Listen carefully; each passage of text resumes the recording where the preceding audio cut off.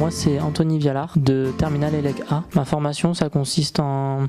c'est tout ce qui est du domaine électrique. On fait du bâtiment, on fait ce qui est dans les industries et après les internats, tout ça. C'est-à-dire en seconde on fait surtout du câblage, d'équipements, disjoncteurs, tout ça sur des maisons. En première c'est tout ce qui est industriel, c'est-à-dire on fait vraiment aussi du câblage mais plus petit, plus poussé. Et en terminale on fait plus des automatismes, c'est-à-dire des volets roulants ou comment faire fonctionner quelque chose à distance, tout ça. En terminale on est séparé en deux groupes. C'est-à-dire qu'il y a un groupe qui fait plus éclairage aquatique, c'est une simulation d'un château d'eau, alors qu'avec le deuxième groupe on fait plus tout ce qui est automatisme, quoi, vraiment.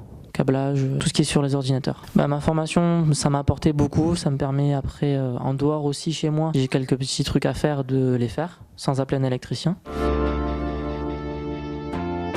Moi je sais que je vais pas rester vraiment dans cette formation là, je vais plus partir sur assistant technique d'ingénieur, mais après c'est vrai que c'est très bien aussi d'aller continuer en BTS et de continuer ses études en électricité. On peut faire tout ce qui est dans la domotique, c'est-à-dire les volets roulants, les portails électriques. On peut faire après le bac directement travailler, donc électricien en bâtiment ou en industrie. Et la maintenance aussi, on peut faire. Maintenant c'est mise en marche. Il y a domotique, il y a électrotechnique. CRSA, c'est tout ce qui est conception, réalisation de systèmes automatiques. Moi, je vais faire assistant technique d'ingénieur et ça consiste à, en fait, on vérifie les calculs. C'est-à-dire si par exemple c'est ingénieur en électrotechnique ou électrique, c'est vraiment vérifier ses calculs, ses valeurs qu'il a obtenues. Et moi, je dois vérifier si c'est bon, si tout concorde et s'il a rien oublié. Et on se déplace des fois sur des chantiers pour voir si tout correspond. Et après, on établit des plans qu'on réalise nous-mêmes. On fait tout ce qu'un ingénieur peut pas faire en déplacement, c'est nous qui le faisons. Donc ça m'intéresse vraiment. Ouais, BTS ATI au CFAI de Beauzelle.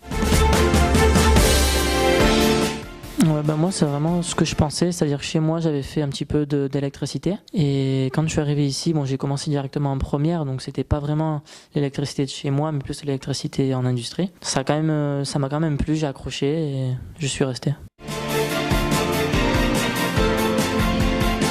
C'est le fait que ce soit un métier manuel, c'est-à-dire qu'on peut faire des montages, tout ça, et ça c'est vraiment ce qui m'intéressait. Moi j'ai fait 3 stages, j'en ai fait un au Bon Sauveur, après j'en ai fait un deuxième en première, à Sud Équipement, tout ce qui est internat, on a fait la rénovation d'un internat, installé une baie électrique, et en terminale je suis parti sur l'aéroport de Toulouse avec Franck Perrier Électricité, on a fait tout ce qui est les clapets de sécurité incendie. Après le stage on a un rapport de stage à faire. Les principales difficultés, c'est surtout toutes les formules qu'il y a à retenir. Après, si on arrive à les retenir, il n'y a pas de souci particulier. Donc moi, je viens d'une première scientifique. Donc pour moi, c'est vrai que j'ai plus de facilité en maths, en physique et dans toutes les matières générales globalement. Et voilà, on peut aussi, à partir d'une première S, se réorienter et partir en première professionnelle. Mais on aura un rattrapage à faire sur les années de seconde.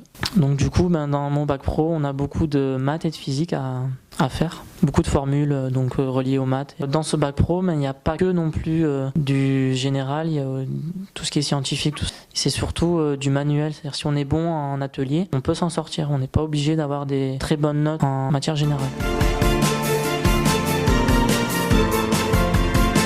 L'ambiance de la classe, c'est plutôt bien, tout le monde s'entend bien. Après, avec les profs aussi, on a une bonne entente. Et si on a un problème ou quelque chose, les profs sont à notre écoute et ils viennent directement nous aider.